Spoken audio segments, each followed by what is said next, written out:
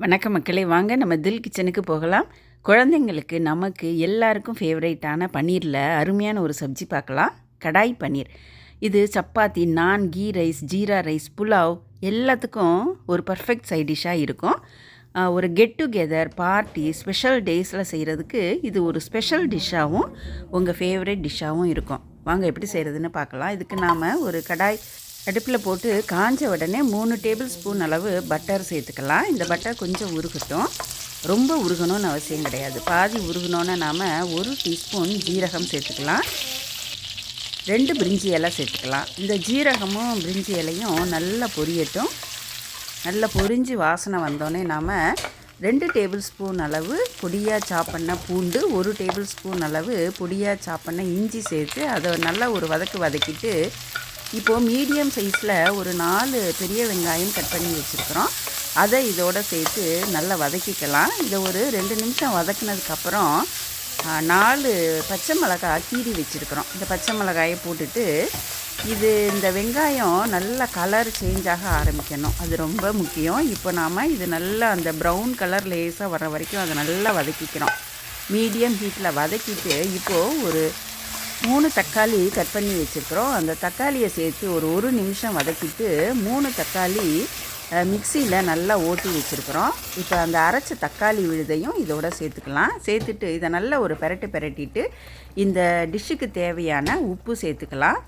1/2 teaspoon மஞ்சள் தூள், மல்லித்தூள் 1/2 டீஸ்பூன் சேர்த்துக்கிறோம். ஜீரகத்தூள் 1 டீஸ்பூன் சேர்த்துக்கலாம். தனி மிளகாத்தூள் 1 டீஸ்பூன் சேர்த்தா மீடியம் காரமாக இருக்கும். கரம் மசால் பொடி ஒரு 1/2 டீஸ்பூன் சேர்த்துட்டு இதை நல்லா கலந்து விட்டுக்கலாம். இதை ஒரு 2 நிமிஷத்துக்கு நல்லா வதக்கிக்கலாம். இப்போ நல்லா அதை மிக்ஸ் பண்ணதுக்கப்புறம் நல்ல திக்கு தயிர், புளிக்காத தயிராக ஒரு 3 டீஸ்பூன் சேர்த்துக்கலாம். இதை நல்லா ஒரு பிரட்டிட்டு அந்த மிக்ஸி ஜார் கழுவி ஒரு 100 ml அளவு தண்ணி சேர்த்துக்கலாம். அந்த தக்காளி அரைச்ச மிக்சிலேருந்து ஒரு 100 ml அளவு தண்ணி சேர்த்துக்கலாம். இப்போ இதை ஒரு பிரட்டிட்டு இதை ஒரு மூடி போட்டு இது எண்ணெய் பிரிஞ்சு வர்ற வரைக்கும் ஒரு மீடியம் ஹீட்டில் இதை வேக விட்டுடலாம். இப்போ பன்னீர் ஒரு 200 கிராம் அளவு பன்னீர் எடுத்து அதை பீசஸாக கட் பண்ணிக்கலாம். இது வீட்டிலையே செஞ்ச பன்னீர், அதை நாம் பீசஸாக கட் பண்ணிக்கிறோம். கடையில் வாங்கினது கொஞ்சம் ஹார்டாக இருக்குன்னா கொஞ்சம் வெந்நீரில் போட்டு அலசிட்டு நாம் எடுத்து வச்சுக்கலாம். இப்போது இந்த டிஷ்ஷுக்கு தேவையான ஒரு பொடி ரெடி பண்ணிக்கலாம். அடுப்பில் கடாய் போட்டு காஞ்ச உடனே 2 பிரிஞ்சி இலை, 1 ஸ்டார் அனிஸ், 1 கருப்பு ஏலக்காய், கொஞ்சம் பட்டை, ஒரு 3 அல்லது 2 சிவப்பு மிளகாய், 2 டீஸ்பூன் அளவு மல்லி, 1 டீஸ்பூன் அளவு ஜீரகம், 1/2 டீஸ்பூன் அளவு மிளகு சேர்த்து இதை மீடியம் ஹீட்டில் வாசனை வர வரைக்கும் நாம் வறுத்துக்கலாம். இடையில் கடாயை திறந்து ஒரு தடவை ஒரு பிரட்டி விட்டுடலாம், இல்லைன்னா அடி பிடிச்சிரும். அப்பப்போ நாம் ஒரு கிளறிக்கலாம். இப்போது நம்ம அந்த மீடியம் ஹீட்டில் இந்த மசால் சாமான் நல்லா வாசனை வர வரைக்கும் வறுத்து அதை ஒரு பிளேட்டில் மாற்றிட்டு இது நல்லா ஆறட்டும். ஆறுனதுக்கப்புறம் ரொம்ப ஃபைனாக இல்லாமல் கொஞ்சம் குறைன்னு அதை அரைச்சி எடுத்துக்கலாம். இதுதான் நாம் இந்த கடாய் பன்னீருக்கு சேர்க்க போகிற மசால் பொடி.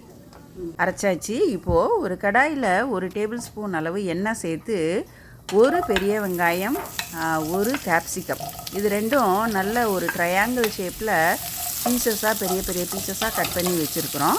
அதை சேர்த்து ஒரு நிமிஷத்துக்கு வதக்கிக்கலாம். இந்த ஆனியனும் அந்த கேப்சிகமும் லேசாக கலர் மாற ஆரம்பிக்கும்போது 1 தக்காளி, அதையும் க்யூப்ஸாக கொஞ்சம் பெரிய பீஸாக கட் பண்ணி அதில் சேர்த்து ஒரு பிரட்டிட்டு நாம் கட் பண்ணி வச்சுருக்கிற பன்னீரை இதோட சேர்த்துடலாம்.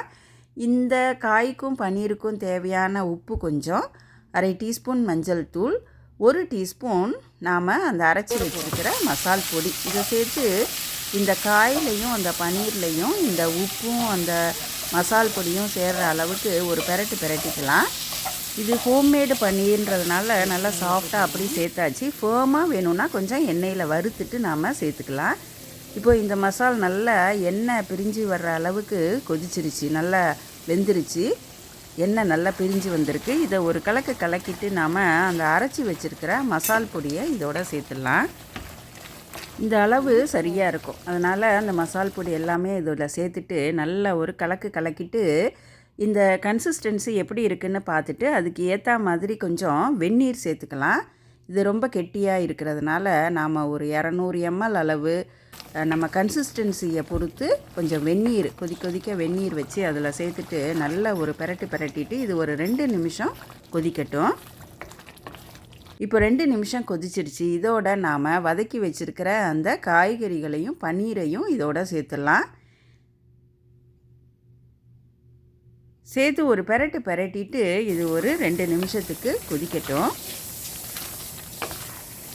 இந்த பன்னீர் ஃபேமாக வேணும்னா நாம் எண்ணெயில் பொரிச்சிட்டு இதில் சேர்த்துக்கலாம். இப்போ 1 டேபிள் ஸ்பூன் அளவு கசூரி மேத்தி கையில் நல்லா க்ரஷ் பண்ணி இதோட சேர்த்துக்கலாம்.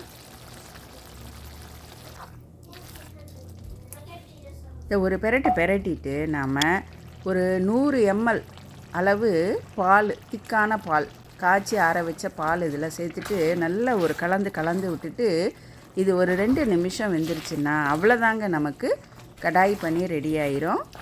இதை ஒரு கிளறிட்டு இதை ஒரு 2 நிமிஷத்துக்கு கொதிக்க விட்டுடலாம். அவ்வளோதான், 2 நிமிஷம் நல்லா கொதிச்சிருச்சு. நல்லா ஃப்ரெஷ்ஷாக பொடியாக கட் பண்ண கொத்தமல்லி ஒரு கை நிறைய போட்டு ஒரு கிளறிட்டு நாம் ஸ்டவ்வை ஆஃப் பண்ணிடலாங்க.